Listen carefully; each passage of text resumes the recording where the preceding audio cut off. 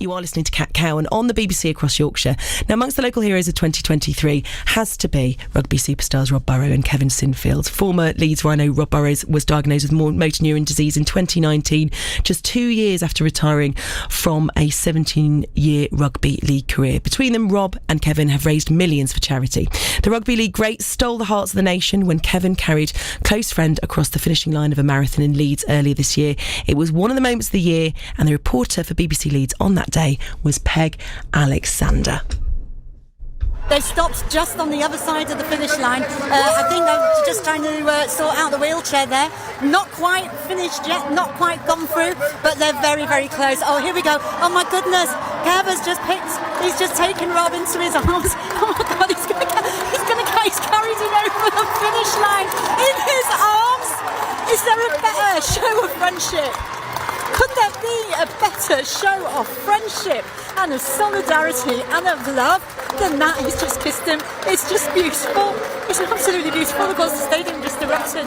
Oh my goodness, I feel like I've just watched, just one of those unbelievably tender moments. I'm a bit of a mess here myself. Nick. Amazing, Peg. Thank you so much for describing that. So, yeah, we're all a little bit of a mess here, actually, and I'm not even there. So Sir Kev and Rob Burrow have managed to complete the 26.2 miles, and as he got towards the end there, Sir Kev appropriately did the only thing that he could do, which is pick up his friend and carry him across the finishing line. I think we're all a bit of a mess here. What an incredible moment. Kevin Sinfield carrying Rob Burrow over the finish line at the first ever Rob Burrow marathon in Leeds earlier this year. And now the former rugby league players, Rob Burrow and Kevin Sinfield, have been honoured by the King with CBEs. I'm delighted to say that the reporter you heard there, Peg Alexander, joins us now. Peg, thank you so much for being with us this morning. What an incredible moment. I'm sure you've heard it many, many times. Does it still hit you in the same way? Yeah, it does, actually. I still find it hard to hear it without having tears in my eyes. I'm wanting to cry every single time I hear it, because it was, do you want me to, shall I tell you about the day? Yes, please. Take us back to it. Yeah, it was an amazing day. I mean, for me as a reporter, I've been doing out and about reporting for the BBC for a very long time. So very used to it, very early starts. I'd had a really stressful day because my phone had died during the night. I'd happened to wake up in the middle of the night, checked my phone, it was dead.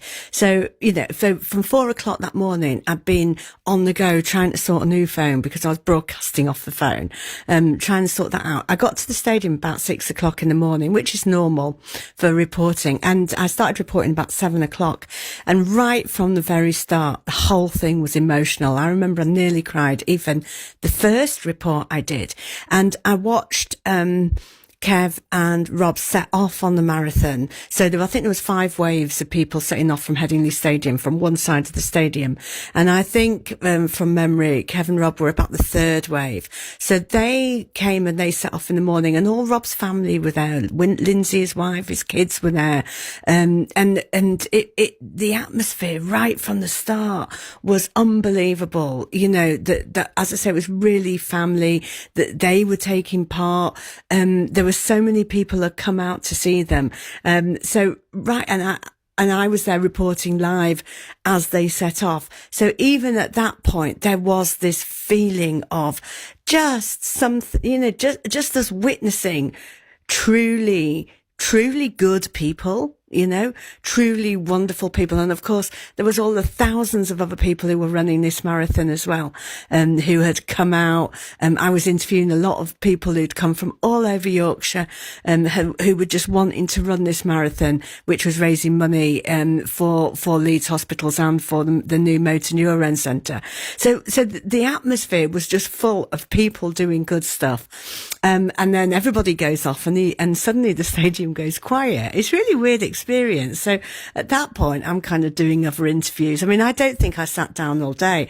So then let's move fast forward. So we then start to get word about where they are on the route. And at this point, there's a journalist section. It's like a little journalist pen that we're all put in. And the kind of various journalists of us are all talking to each other. Oh, we've heard that we're on the route, and that they expect them in 10, 15 minutes, whatever.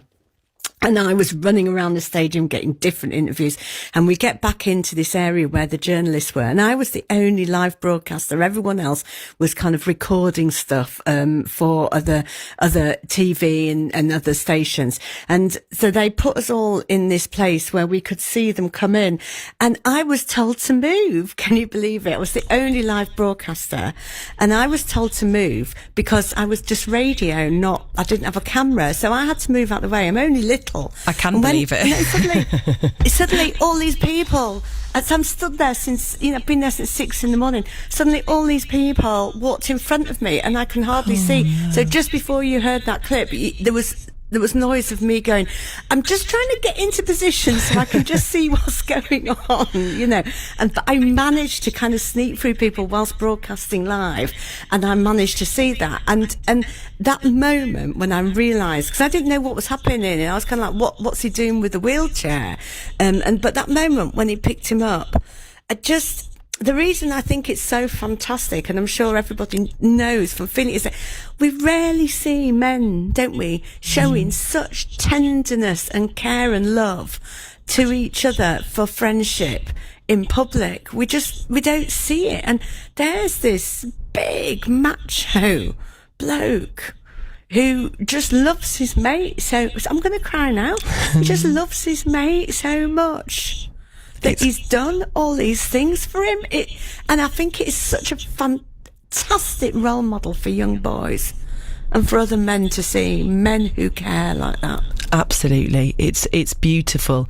I wonder how you feel as a broadcaster when you are in that moment where your emotions just sort of you cannot, because we are trained and we're supposed to try and our very best to keep hold of them. And I too, Peg, I've managed to lose control and cry on the radio. I've done it before, and sometimes you can beat yourself up after it. You think, I shouldn't.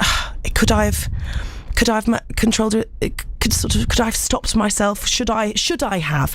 But you know what? I think in moments like that, it's so wonderful to hear. Certainly, hearing it as a listener, because you can feel that emotion in those particular events. When you hear a reporter being carried away with it, you understand how significant I think this is in a way that perhaps sometimes you can't when they remain sort of cold and without any kind of change in emotion. How did you feel when you cried? Well, the thing is, it's I've broadcast live through some of the hardest things in my life and never let that go on to air. I've been broadcasting live when I've been so cold and frozen and desperate for the toilet, and you'd never tell, So as you say, that's what we do, isn't it? That's our job. But for me, the whole day, I think partly because I'd had this flap with the phones in the morning, but that whole day, I was nearly crying from one of the first reports I did into Andrew Edwards' show much earlier on in the day at 7:30 in the morning. I was in Headingley. I grew up in Headingley, right? Yeah. This was my local area. I had a disabled dad who was also a public figure, and very much at a time where people with disabilities' voices weren't heard. And there we were, and there I was seeing this in my manner, if you like. Yeah. And also I've got a lifelong friend who has motor neurone disease, and was diagnosed similar time to Rob Burrows. So right from the off, this whole thing even just talking about it now, just felt so real to me. And when I saw his family and I saw his kids there, especially for me, having grown up, I don't really remember my father walking. I've seen film of him walking, but I don't remember it. So, kind of having seen his kids around it as well, the whole thing just was so emotional. By the time we got to the end, I was so tired. I literally don't think I'd sat down. At that point, I just thought, do you know what? I'm just going to go with it. I think you get, as a reporter, you get to the point of experience of knowing when it's okay and when you've really got to hold it back. And on this, I just felt everyone who's listening is with those two. Yes. Everyone is rooting for those two. And actually, I think that's okay to show that how much I was as well. Well, I'm so glad you did, and proof that sometimes it is the right thing to do is that it's your report is featured on Pick of the Year on BBC Radio 4, which is incredible. The programme originally aired on Christmas Day. It's repeated at 2 this afternoon, also available on BBC Sounds. So what an amazing moment, and congratulations on that. In terms of, Kevin and Rob, they've received honours from the King and the New Year's list. I suppose, I think probably most of us were thinking, well, expecting it, because, they are just so incredible. How did you feel when you heard the news? Yeah, I saw it last night. I mean, the thing about it is, in the commentary, I call him Sir Kevin. Of course, he's still not Sir Kev after this morning, isn't he? He's Kevin Sinfield's CBE and Rob Burrows' CBE. So the thing is, I think we've all been assuming those big honours anyway, haven't we, in Yorkshire? Because they are that in our hearts, aren't they? They're our heroes of Yorkshire, aren't they? I just think they really are, It's a beautiful thing. And like you say, that the tenderness, the camaraderie, the friendship, the love between two blokes is just such a wonderful thing to see. And yeah, I'm so glad it's made Pick of the Year, and I'm glad that they've been honoured in the news honours, because it gives us the opportunity to think about it and talk about it again. What a wonderful thing. Thank you so much for being with us and talking so openly and honestly about what was clearly a day that you will never forget. Reporter and broadcaster Peg Alexander, thank you so much. And as I said, you can hear her report, the full report on Pick of the Year, at 2 today on BBC Radio 4, and it's available on BBC Sounds right now.